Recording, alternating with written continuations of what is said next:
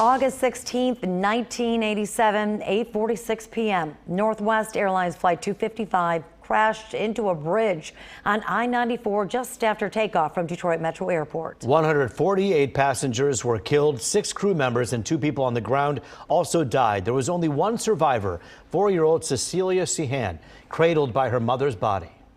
The flight was bound for Phoenix, and it was filled with families and business travelers. Tonight, like every year on this date, family, friends, and first responders gathered at the memorial site to honor those lost. I lost my brother Michael and his fiancee, Hollins Langton. They were engaged to be married exactly 2 months to the day of the crash, so instead of wedding plans, we had to trade them in for funeral plans. And explode, it was unbelievable. We got dispatched for an explosion at Weekend Middlebelt. As we pulled on the Middlebelt Road, the dispatcher called us on the radio and said it was a plane down.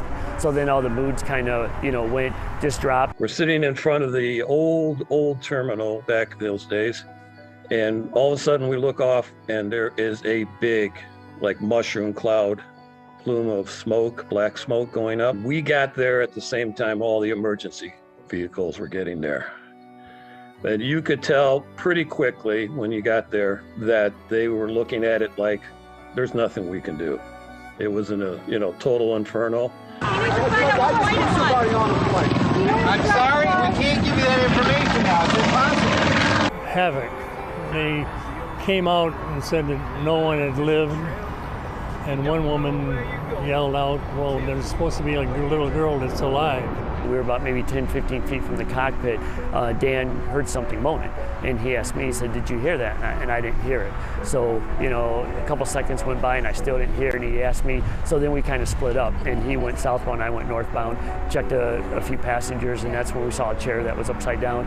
Moved the chair to the side, I checked the lady underneath it. It was evident that she wasn't alive, and then when I looked to my right, I saw an arm coming out of the chair, which was the survivor.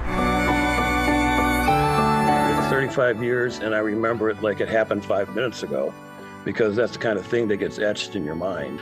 When I see the video that I shot, I can feel myself standing there with the camera on my shoulder, and it feels like I'm right there again. For the family members, this is a spot where they can have that closure, because this is the last spot their loved ones were, at. The deeper the grief, the less words you say. Now I look into the sky, your spirit. Pain still hard for so many of those family members. Investigators would determine the cockpit crew failed to set their wing flaps as they were in a rush to lift off to beat airport curfew rules. The permanent memorial to those killed was put into place at I-94 in Middlebelt 7 years after the crash. It would be the families of those killed who pay for that monument, not the airline, not the airport, and not the city of Romulus.